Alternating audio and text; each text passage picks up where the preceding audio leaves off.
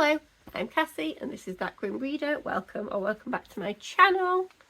In today's video we are going to be discussing whether the Amazon Obsession collection is any good or not.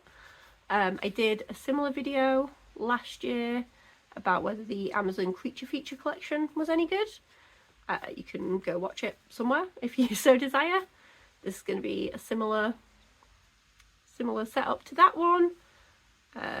This collection came out in July 2023 last year, so it's a good 6 months old at this point. I didn't even know. I'd heard that there was a sci-fi one, and I'd obviously seen the Creature Feature collection because I love Grady Hendrix, so I was aware of it through him. But there's loads of these, so it's potentially going to be a little series that I do occasionally, reading the stories from them and seeing whether they're worth your time. They're all free if you are an Amazon Prime member. It includes both the ebook and the audiobook, which is good.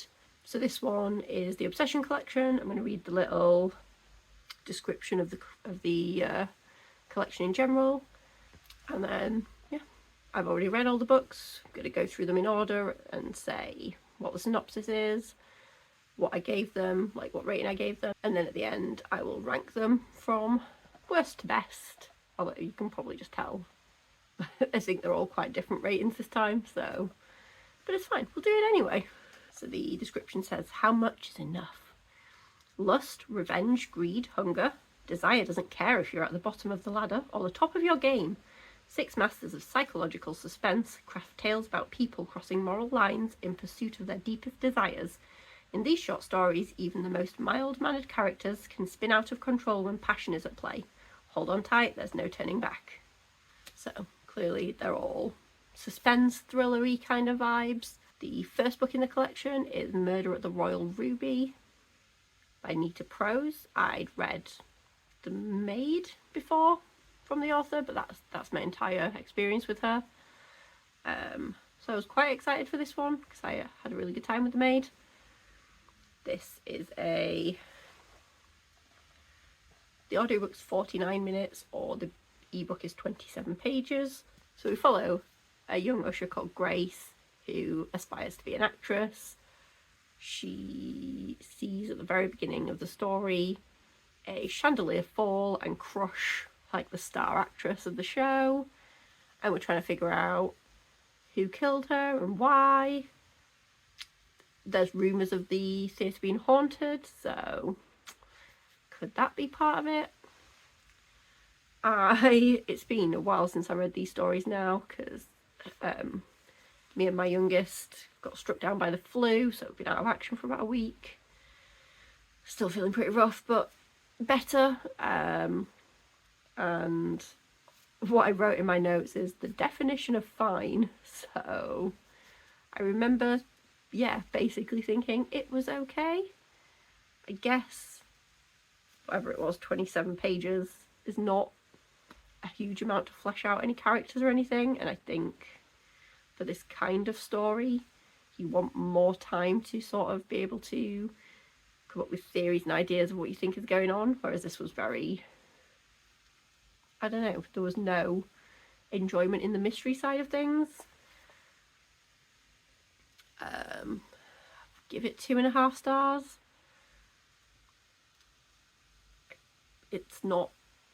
It didn't stand out for me in any way. It was alright. I don't have much to say, honestly. It was a little bit of a disappointing start. It didn't make me think that this setting out on this little project was a good idea, but it was fine. Then things perked up a little bit. I read The Mosquito by B.A. Paris. Haven't read from that author, but I own 2 or 3 books by them. The audiobook's 48 minutes, or the ebook is 32 pages. We follow, what's his name? We follow a guy called Michael, who his wife recently left him for being too nice, and he's gone to France, maybe? Yeah, gone to the south of France on this holiday with, there's 2 other couples and then 1 other single guy because his wife just died. And yeah, the guy whose wife just died is constantly sort of riling up our main character. And there's also a mosquito that every night keeps continuously biting Michael. And when he turns the light on and looks for it, he can't find it. And he gets wound up and things happen. It was so fun. I wrote, I wrote hooked me very early on, and that ending. So yeah, the ending was great. I really enjoyed it. It was fun. Like it's a short story. There's only so much you're gonna get out of it, but I had a really fun time. I gave it 4.5 stars. I would strongly recommend if you're only gonna, I don't know, if you're into thrillers and stuff, I would say give it a go. Then I read People Like Them by Minka Kent. I'd never even heard of this author. The audiobook was 1 hour and 27 minutes. The ebook was 56 pages. In this we follow several people. It's people who live on this like fancy estate, I think, and they're having a progressive dinner party. So they have starters at one house, mains at another, cocktails at another, and so on and so forth, and they go around all these people's houses. I don't know why, but they do. And yeah, we're following this one main couple, I guess, who everyone thinks they're perfect, and I can't say too much, but things aren't what they seem. We read from a lot of different perspectives though, which felt like a lot in such a short story. Obviously it's longer than the other two that we've had so far, but it's still quite short to be seeing things from everyone's perspective. I get why they did it. It worked, but it was kind of hard to keep track of everyone. Like, I struggle with that in like a full-length book anyway, because I need constant reminders of who everyone is if there's more than like 2 or 3 perspectives. But it was really fun. I guessed where it was going. Mostly I didn't guess the final twist, but I generally figured out what was going on. But it was really fun. The journey was still fun anyway. I gave it 4 stars. It was really good. Again, would strongly recommend. Then I read The Heart of a Mother by Julie Clark. This is another one that I hadn't read anything from the author before. I don't think I've heard of her, but I might have. We follow a woman called Hilary who, when she was a teenager, she got pregnant and her parents made her give the kid up for adoption. She's been trying to sort of track down the kid ever since. She's been like joining up to Ancestry and 23andMe and all of the things that help you track down like biological relatives. And she one day gets a text or an email or whatever saying, "You've got a match," and she wants to reconnect with her daughter that she lost. And again, it was quite predictable, but it was still really compelling to read. It was... this one was... The audiobook was 1 hour and 16 minutes. And the book was only 41 pages. But it was a really compelling read. It was good. It was frustrating watching Hilary make such stupid decisions. Her husband was great. Loved him. So supportive. Well done you for bagging that guy. But yeah, it was good. I gave it 3 stars. It's not going to stay in my memory for long, but it was one of those, it's a fun time while it lasts kind of stories. And there's nothing wrong with that. Then I read Slot Machine Fever Dreams by Bohjalian. This one was 1 hour and 11 minutes and 40 pages long. We follow a recovering alcoholic bartender called Dove who meets a man who is mysteriously winning loads of money at the casino that she works at, and they leave together after her shift and things spiral out of control. It's told in second person, which I quite enjoyed the novelty of. I know it's not that much of a novelty, but I don't read loads of books told in second person, and it can be quite effective, and I enjoyed it. I didn't like the turn that the story took at the end. Didn't really work for me. I preferred the earlier parts of the story, and the middle, really. It was just the end that really kind of ruined it for me a little bit. I gave it 2.5 stars. It wasn't bad. I can see people would enjoy the ending, but it just, I don't know, I didn't like it. And finally, we have the longest story in this short story collection, which was 1 hour and 30 minutes for the audiobook, or 124 pages, which sounds like a lot, but it's because I'm pretty sure this is told purely in like text and comments on videos and stuff. I listened to the audiobook. I didn't even look at the ebook, so I don't know for sure, but the audiobook was sort of saying TikTok video, blah blah blah blah blah, and then telling you this person said this person said that. So I don't think an audiobook was the best way to consume this story. However, haven't even told you what it's about. Let's do that. We follow Tiana. She has been making TikToks. She's supposed to have started uni or college or whatever as the pandemic hit.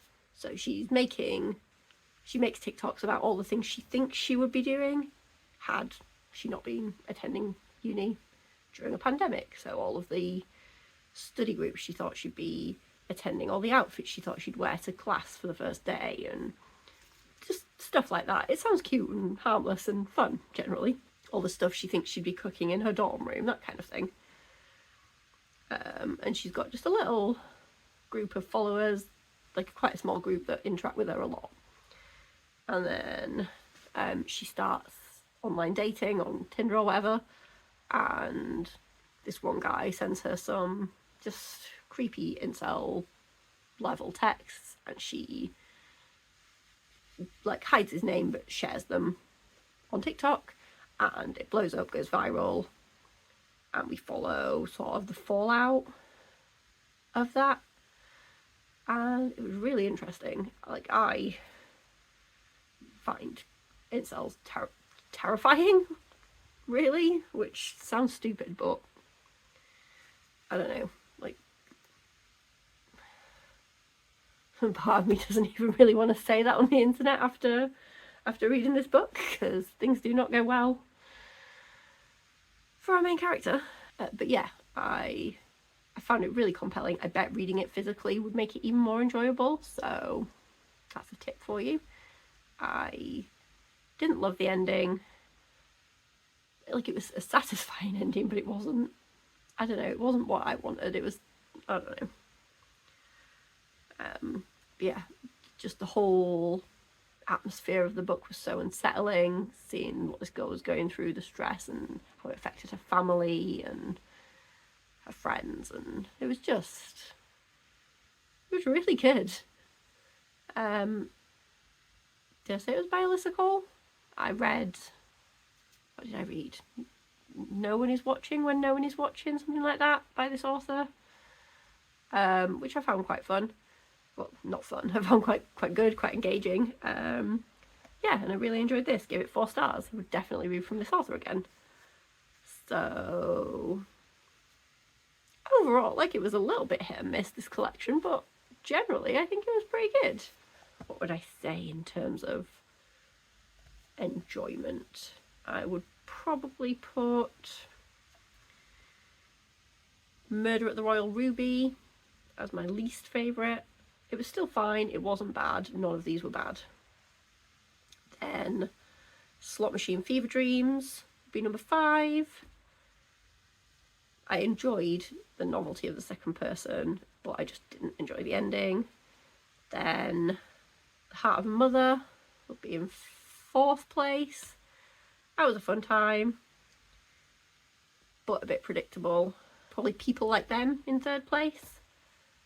Just the different perspectives were a bit much. I guess on a reread it would be easier to follow, but I don't want to really reread a short story.